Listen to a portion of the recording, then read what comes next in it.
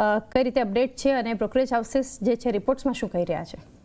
જે ખાસ કરીને બ્રોકરેજ હાઉસની વાત કરીએ તો સર જે રિપોર્ટ આપણને સૌથી પહેલાં આવતો દેખાયો છે તે IIFL ફાઇનાન્સ પર છે. જેફરીઝનો રિપોર્ટ આવ્યો છે. હોલ્ડ રેટિંગ તેમણે આપ્યું છે લક્ષ્યાંક 465 પ્રતિ શેરના તેમના કરવામાં આવ્યા છે.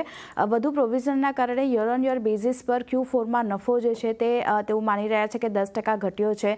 સાથે જ RBIના જે પ્રતિબંધ છે તેને કારણે ગોલ્ડ AUMની વાત કરીએ તો તેમાં 5%નો ઘટાડો આપણને જોવા મળતો દેખાયો છે. લોન વેચાણ જે છે તેમાં ઘટાડાથી ખાસ કરીને CRE બુક જે છે તે આપણને 36% ઘટતી દેખાઈ રહી છે, પણ તેમ છતાં તેઓ હોલ્ડ રેટિંગ આપી રહ્યા છે. તો IIFL ફાઇનાન્સ ફોકસમાં રાખવાનું રહેશે.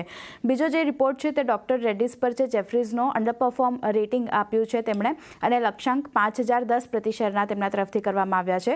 તેમનું માનવું છે કે યુએસમાં જે ટોપ પ્રોડક્ટ છે કંપનીના તેના માર્કેટ શેરમાં આપણને ઘટાડો જોવા મળતો દેખાયો છે. ખાસ કરીને જે R&D અને SG&A પર જે સ્પેન્ડિંગ છે તે થોડા ઘણા એલિવેટેડ રહેતા દેખાઈ શકે છે. તેને કારણે તેઓ અંડરપરફોર્મ કોલ આપી રહ્યા છે. તો ડોક્ટર રેડ્ડીઝ પર પણ નજર રાખવાની રહેશે. ઇન્ફોસિસ ખાસ ફોકસમાં રહેશે કારણ કે CLSA તરફથી એક પોઝિટિવ રિપોર્ટ આવતો દેખાવ છે. આઉટપરફોર્મ રેટિંગ આપ્યું છે તેમણે લક્ષ્યાંક 1553 પ્રતિ શેરના કર્યા છે. તેમનું માનવું છે કે લાંબા ગાળાના ઉદ્યોગની સ્થિતિ જે છે તે હજી પણ આપણને અકબંધ રહેતી દેખાઈ રહી છે અને ખાસ કરીને ક્લાઉડના કારણે સેલ્સ ગ્રોથ જે છે તે આવનાર દિવસોમાં આપણને વધતો જોવા મળી શકે છે અને જનરેશન AIથી નવી તક જે છે કંપની માટે ઊભી થતી જોવા મળશે. તો એક પોઝિટિવ રિપોર્ટ છે. આઉટપરફોર્મ રેટિંગ આપ્યું છે. CLSA ઇન્ફોસિસ પર ફોકસ રાખવાનું રહેશે. જેફરીઝનો પણ ઇન્ફોસિસ પર રિપોર્ટ આવ્યો છે. બાય કોલ તેમણે આપ્યો છે. લક્ષ્યાંક 1650 પ્રતિ શેરના તેમના તરફથી કરવામાં આવ્યા છે.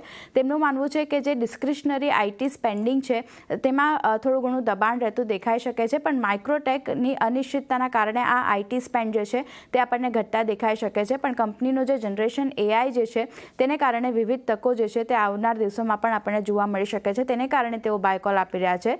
તો ખાસ કરીને ઇન્ફોસિસ પર ફોકસ રાખવાનું રહેશે કારણ કે બંને જે બ્રોકરેજ રિપોર્ટ છે તે આપણને પોઝિટિવ આવતા દેખાયા છે. તો નજર રાખવાની રહેશે ઇન્ફોસિસ પર. જી, તો આ બધા